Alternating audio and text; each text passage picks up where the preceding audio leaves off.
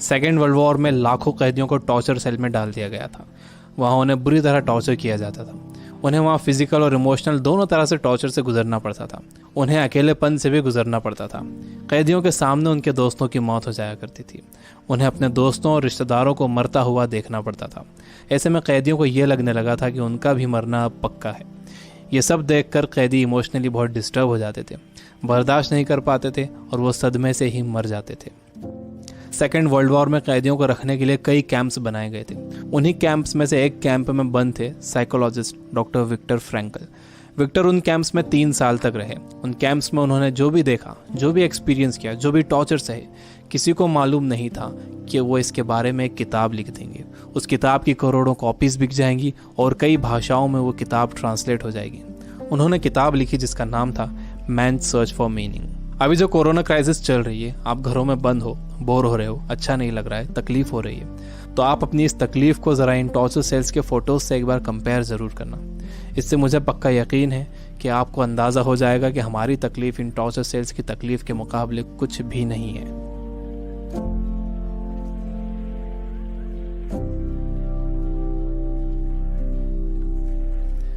जब विक्टर को इन कैंप्स में डाला गया तो उनके साथ उनकी फैमिली भी थी, लेकिन सब के सब धीरे धीरे मरते गए। विक्टर एक इंसिडेंट बताते हैं। उनके साथ एक कैदी था। उसने फरवरी महीने के आखिर में एक सपना देखा। उसने विक्टर को बताया कि कल रात उसने एक सपना देखा था। सपने में एक आवाज़ गूंजी कि मुझसे जो पूछना है पूछो। तो मैंने उससे पूछा कि हम इस कैंप से बाहर कब निकलेंगे। तो उस आवाज़ ने कहा कि 30 मार्च को तुम लोग बाहर निकल जाओगे। इस सपने के बाद उस कैदी को पूरा यकीन हो गया था कि वो 30 मार्च को रिहा हो जाएगा। मार्च का महीना शुरू हो गया। वो एक एक दिन गिन रहा था। धीरे धीरे दिन निकलते गए। जब मार्च का महीना ख़त्म होने आया तो उस कैदी को ये दिखने लगा कि वो रिहा नहीं हो सकेगा। 29 मार्च को वो बीमार पड़ गया और 30 मार्च को वो मर गया। ऊपरी तौर पर तो ये लग रहा था कि उस कैदी को कोई बीमारी हुई है जिससे वो मर गया, लेकिन विक्टर जानते थे कि वो कैदी किसी बीमारी से नहीं मरा था, बल्कि नाउम्मीदी से मरा था। उसके मरने की वजह थी उम्मीद का ख़त्म हो जाना, होप का ख़त्म हो जाना। Biggest lesson of this book, इंसान को तकलीफ़ें नहीं मारती हैं, इंसान को धोखा नहीं मारता है, इंसान को चैलेंजेस नहीं मारते हैं, इंसान को नाउम्मीदी मार देती है। जिस इंसान के अंदर आने वाले कल की कोई उम्मीद नहीं होती, कोई ख्वाब नहीं होता, वो इंसान भी नहीं रहता। विक्टर ने गौर किया कि कैंप में ज़्यादातर मौतें क्रिसमस और न्यू ईयर के बीच में हुई थी, क्योंकि लोगों को उम्मीद थी कि क्रिसमस आ रहा है, न्यू ईयर आ रहा है, हमें रिहा कर दिया जाएगा। लेकिन जब ऐसा नहीं हुआ तो उनकी उम्मीदें टूटी और वो मर गए। जब भी किसी इंसान की उम्मीदें ख़त्म होती हैं तो उसका इम्यून सिस्टम कमज़ोर हो जाता है, और जब किसी का इम्यून सिस्टम कमज़ोर हो जाता है तो वो किसी भी छोटी मोटी बीमारी से मर सकता है। यानी पहले उम्मीदें ख़त्म होती हैं, उससे इम्यून सिस्टम कमज़ोर होता है, उसके बाद वो बीमारी ताकतवर हो जाती है। दूसरी चीज़ विक्टर ये बताते हैं कि आपके पास ज़िंदा रहने के लिए एक बड़ा सपना होना चाहिए, एक लॉन्ग टर्म गोल होना चाहिए। जिसके पास आने वाले कल के लिए बहुत बड़ा ख्वाब है, उसके लिए आज की तकलीफ़ें, आज की प्रॉब्लम्स बहुत छोटी होती हैं। जब किसी का बिलीफ बड़ा होता है, किसी का कॉन्फिडेंस बड़ा होता है, किसी का सपना बड़ा होता है, किसी का कमिटमेंट बड़ा होता है, तो उसके सामने आने वाली क्राइसिस, प्रॉब्लम्स, तकलीफ़ें सब छोटी हो जाती हैं। हम कोरोना वायरस की क्राइसिस से घर में रहकर मुकाबला कर सकते हैं। आपको अपनी सुरक्षा करना है, लेकिन इससे घबराना नहीं है। आपको अपनी उम्मीद को ख़त्म नहीं होने देना है। विक्टर कहते हैं कि जब कोई प्रॉब्लम या बीमारी आती है तो आपकी बॉडी कमज़ोर पड़ जाती है, लेकिन आपका माइंड बहुत पावरफुल है। आपको इसे कमज़ोर नहीं पड़ने देना है। आप रोज़ टीवी देख रहे हो, आप बुरी न्यूज़ सुन रहे हो कि इतने मरे, इतने बचे, इतने सीरियस, यह आपको मेंटली वीक बना देगा। आप मेंटली वीक हो जाओगे तो आपका इम्यून सिस्टम भी कमज़ोर हो जाएगा, जिससे आपका बीमार होने का ख़तरा बढ़ जाएगा। विक्टर कहते हैं कि वो 3 साल इन कैंप्स में इसलिए ज़िंदा रह पाए क्योंकि उनके पास कल के लिए बड़े सपने थे, विल पावर थी, उन्हें एक किताब लिखना थी। तो वो सारी प्रॉब्लम्स, सारी तकलीफ़ें उनके सपनों और इरादों के आगे छोटी पड़ गईं और वो इन सब से बाहर निकल गए।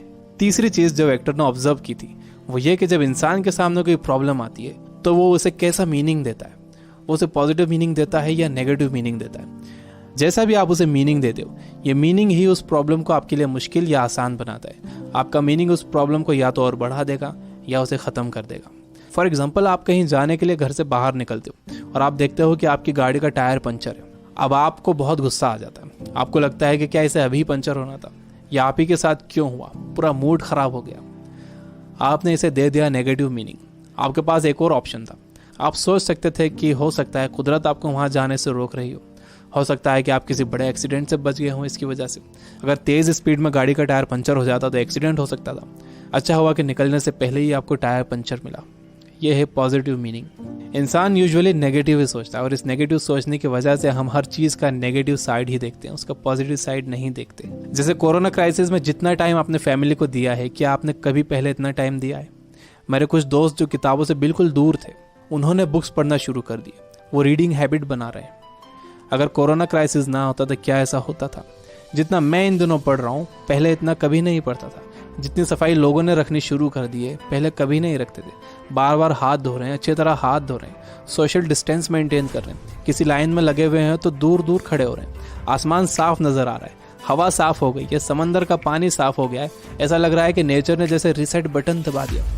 हमें ये पॉजिटिव साइड्स भी सोचना चाहिए। जब तक आपके पास नेगेटिव मीनिंग है, आप उस क्राइसिस से डील नहीं कर सकते। हर प्रॉब्लम उसके साथ एक इक्वल अपॉर्चुनिटी भी लेकर आती है। दुनिया जब से बनी है तब से अब तक उसमें प्रॉब्लम्स ही प्रॉब्लम्स है। अगर ये प्रॉब्लम्स नहीं होती तो हम यहाँ तक ग्रो नहीं कर पाते। सबसे लास्ट में विक्टर कहते हैं कि आपसे सब कुछ छीना जा सकता है, आपकी धन दौलत, घर, गाड़ी, बीवी, बच्चे, माँ बाप, दोस्त, सेहत, लेकिन एक चीज़ नहीं छीनी जा सकती, वो है आपकी पावर ऑफ डिसीजन। आपसे फैसला करने की ताकत कोई नहीं छीन सकता।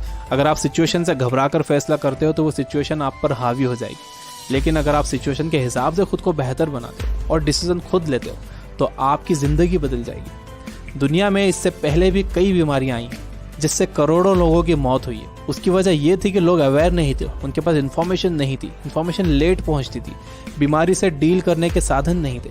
लेकिन आज का वक्त सबसे अच्छा वक्त है। हमारे पास इन्फॉर्मेशन बहुत तेज़ी से पहुंचती है, हमारे पास साधन है। मुझे पूरा यकीन है कि आगे और भी अच्छा वक्त आने वाला है और मैं आपको उम्मीद दिलाता हूं कि आगे सच में बहुत अच्छा वक्त आने वाला है। You guys are amazing. Keep reading, keep learning, keep growing.